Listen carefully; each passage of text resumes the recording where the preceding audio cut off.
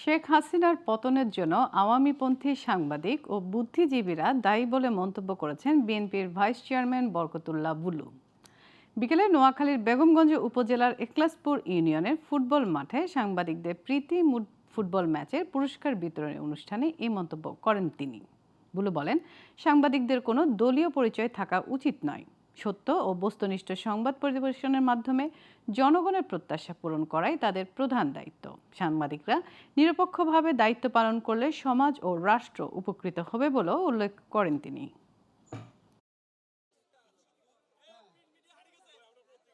শেখ হাসিনার কিন্তু এইভাবে পতন হতো না।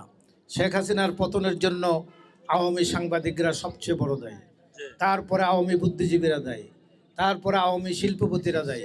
তাকে এমনভাবে চাটুকারিতা করেছেন, এমনভাবে তোষামদি করেছেন, যে কারণে শেখ হাসিনা নিজেই একটা ফ্যাসিস্ট হয়ে গেছেন।